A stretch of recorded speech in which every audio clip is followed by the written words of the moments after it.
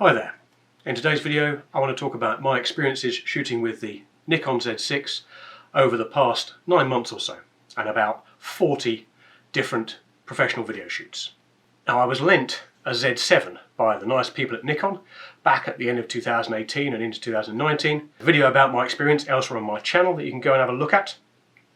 And in a nutshell, I really struggled with it to start with. Mostly because, of course, I'd never used a mirrorless camera before, and lots of the subtle differences between DSLRs and mirrorless caused me no end of problems. The change came in the last few weeks when I had it on loan, when I hit a slew of video work, and suddenly I began to see what the big advantage was.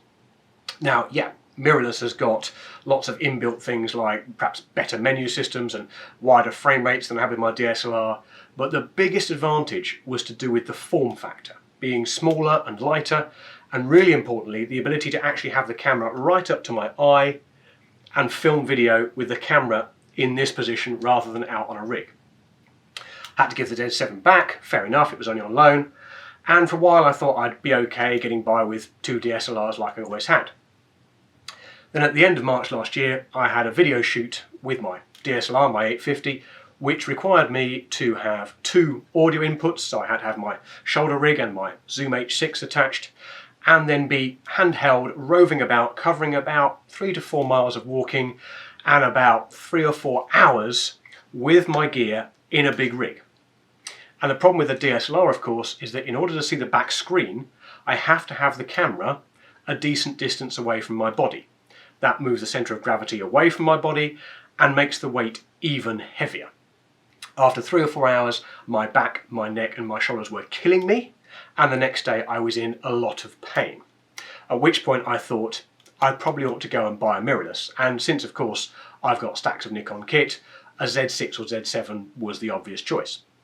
Now, because I've got an 850, the only real advantage with the 7 over the 6 to me was the 45 million pixel sensor, and I've got one of those in the 850, so I opted for the significantly cheaper Z6. So I bought a basic Z6 kit with the 24-70 f4 lens and the FTZ adapter that allows me to put my old Nikon glass on it. Since then, I've shot nearly 40 professional videos and edited most of those as well, and done 8 still shoots. I still use my 850 primarily for stills. So all I'm going to do, fairly straightforward I know, is walk you through the pros and cons of what I've found using it over the past 9 months or so and those 40 odd video shoots.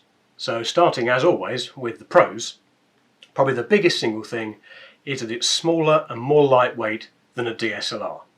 This is a huge plus when you're carrying it around all day long, when you're shoulder mounted and running and gunning, but it's so small, and because of course you can use the EVF to film from, the addition of a simple little arm like this onto the cage means that I've got a perfectly decent rig that's as small and lightweight as this. And this is actually a pretty stable platform to shoot from. You know, way lighter and way smaller than a DSLR would be for producing a similar result. Now, sticking with the viewfinder, and I realise this is not something that is unique to the Z6, it's pretty common across mirrorless cameras, but the fact that you can customise the displays is very, very handy indeed when you're shooting. You can go for a very minimal look if you like, that allows you obviously to compose more easily. You can have histograms in there, audio level monitors, artificial horizons, as much or as little information as you need. And what's great about that is, of course, shooting situations differ. There are times when you need almost no information in the viewfinder, and times when you need to monitor audio closely, check your exposures closely, and you can set that up exactly how you like. And of course, you can replicate it on the rear display or in the EVF.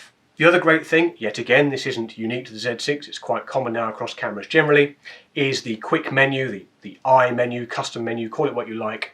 The fact that you can have a range of features behind one button, and they should be things you use quite a bit. I'd suggest that you don't just stick with whatever comes out of the box, but that you play around a bit, find what sort of stuff you use and how you shoot, and then put those into the custom menu. It's a very, very effective way of speeding up your workflow. I, for example, have frame rates in there because when I'm doing video, it's very common for me to switch between normal frame rate and a much higher slow-mo frame rate. The fact that it's under one button with a couple of clicks and then off you go is a huge plus, as opposed to the olden days of digging into a menu, rummaging around, and 30 seconds have passed before you've changed a simple setting.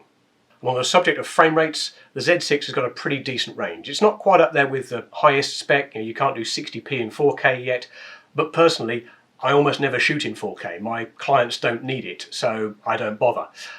What I do love and shoot a lot is 120p in 1080, which is a lovely, lovely slow-mo. I shoot a lot of sports and action stuff, and for that kind of thing, it's just great. Now, it almost goes without saying, but with a lovely full-frame sensor, the image quality is pretty impressive. The nature of the work I shoot means that I haven't bothered to use an external recorder with it. I've dabbled with it, but it's just a massive extra chunk to my workflow. The vast majority of video I shoot ends up on the web. There's really no need to shoot in RAW format and all the extra workflow that goes with that. So I couldn't tell you what it's like if you attach an Atomos Ninja. I haven't even bothered to get that firmware upgrade, for example, that lets you do it, so I can't speak with any authority on that. But what I have found is that if you shoot in high quality on the Z6, and if you turn all the in-camera processing off and take it as neutral as possible, turn everything down, and then grade it afterwards in Premiere, you do get a very beautiful image quality. It's really rather lovely, as is, in fact, the kit lens that comes with it. If you'd told me even a few years ago that an f4 24-70 would become one of my best friends, I wouldn't have believed you, because to me an f4 is far too slow, but this is an incredibly good lens. It's sharp right across the range. It seems to be sharp almost wide open, which is unheard of in my experience with zoom lenses. They almost always tend to drop off wide open, but yeah, it's absolutely fantastic, and for the price, yeah, well worth the money.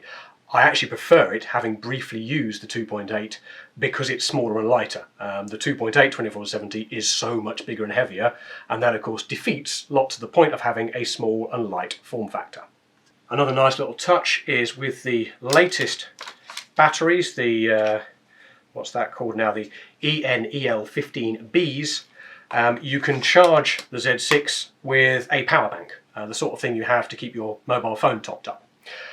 I found that really handy on a couple of occasions when I've been away from mains power for a lengthy period of time. I've also used it to charge it in the car between shoots once, another very useful thing to do. It can't charge whilst shooting, which is a bit disappointing. It'd be lovely to sort of mount one of those power banks to a shoulder rig and have a much bigger battery. And the battery life is fairly good. I mean, susceptible to the usual things. If you're using the rear screen a lot, lots of high frame rates, it will drain the battery faster, but I've never really run into trouble yet. I've heard rumours of a grip on the way that will let you charge as you go along and hot swap batteries, but only rumours. So as always, take those with a pinch of salt.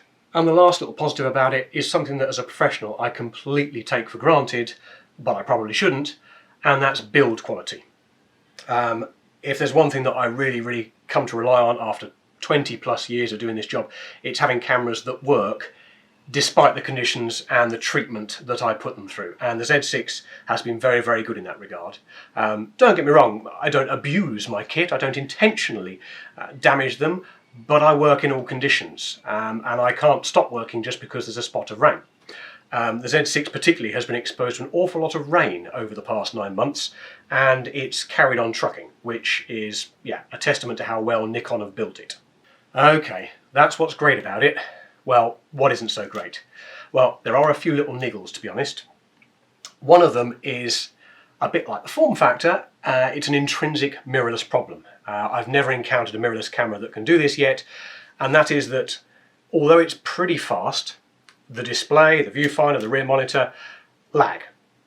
Not by huge amounts, we're talking fractions of a second, but for somebody like myself who shoots sports and action stuff, fractions of a second can make all the difference. Something I shoot far too much of, for example, is golfers. And a golf swing is not exactly the most action-packed thing in the world, but it's actually very fast. And the amount of lag between what's happening in the real world and what's on screen is large enough, even with something like a golf swing, that I find it's a bit distracting. It's very hard to kind of predict it. With a DSLR, obviously there isn't really a lag. What you see in the viewfinder is the real world, and you sort of you accustom yourself to the shutter lag, and you account for that. There's going to be a fraction of a second between seeing it, pressing the shutter, and it happening. Mirrorless, particularly the Z6, I find that viewfinder lag to be quite disconcerting. Now, obviously, if you're doing video, that's not really a problem, because it's okay if you're a fraction of a second behind what's happening live in front of you. It's just for stills, if you're trying to capture that particular moment, if you saw it on this screen, it's already happened. Another problem I have with it, and this is specific to me, and if you go and buy one now it won't happen, but it would be remiss of me not to mention the problems I had with firmware. A few months into owning it, the camera started freezing at all sorts of times, for no particular reason, with no consistency. I couldn't identify a particular pattern that was making it freeze.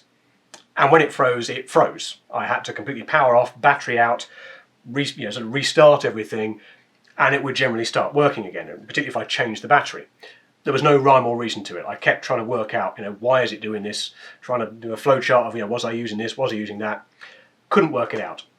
I spoke to my friends at Nikon, and it turns out I wasn't alone, thankfully, and they did release a firmware upgrade. Apparently it was something to do with the menu setting, to do with eye tracking autofocus on some models. It was causing it to freeze. Now, that was a pain in the bum. It got fixed after a couple of months, and certainly if you buy a new camera and also if you keep your firmware updated, you shouldn't have that problem. But like I say, it would be remiss of me not to mention it, since it was a bit of a pain in the backside last summer. And finally, this little con got mentioned an awful lot in the initial reviews of both the Z6 and Z7, and that's the single memory card slot. Now, I'll admit this is a bit of a pain in the bum, but it isn't a deal breaker for me. Partly because back in the day we didn't have dual card slots, so we kind of managed without them, and of course way back in the day shooting film we didn't have 2 rolls of film, but I will say 2 card slots is handy. I particularly use them for overflow, so I can just carry on shooting. It's nice to have the redundancy, right into 2 cards at once, but I do recognise that of course squeezing 2 XQD cards in here would increase the size of it a little bit, and as a trade-off, yeah, I'd rather have a smaller and lighter body than something that's a little bit bigger. But I know other mirrorless cameras can squeeze it in, so yeah, perhaps that's a little bit of a downside. Like I say though, not really a deal breaker for me personally. So would I recommend the Z6? Yes. Really the only drawback for me is that viewfinder lag, but that's broadly the same across all mirrorless cameras. The other 2 drawbacks, like I say, the firmware's been fixed and the single memory card slot's not that big a deal. For me, shooting video with it professionally, it's a dream come true. I know part of that is of course because it's my first proper mirrorless camera. Those of you who shot with mirrorless for years, you wouldn't see as much of a change, but coming from DSLRs to mirrorless, yeah, it's a huge step up. Obviously, if like me, you've got lots of Nikon glass, then the FTZ adapter is very handy, allowing you to use all your legacy lenses. Although, as I mentioned, this kit lens has been so good that I almost never bother. It's just that extra fag of putting an adapter on another lens. I try not to bother, it's just much easier leaving this lens on there. Being honest, I still prefer my D850 if I'm just shooting stills. I just prefer the DSLR form factor when I'm doing still photography. You've got to allow me the fact that I've been shooting with an SLR style camera for nearly 30 years. There's quite a lot of ingrained habit there that I've got to unlearn. So there you have it, what it's been like using a Z6 for the past 9 months on lots and lots of video shoots and a handful of stills. Stick around, there's lots of other stuff on my channel. There's technical videos, occasional vlogs. You know how YouTube works. Like, subscribe. If you've got any questions, hit me up in the comments and I'll do my best to answer them. Meanwhile, I'll see you soon, hopefully.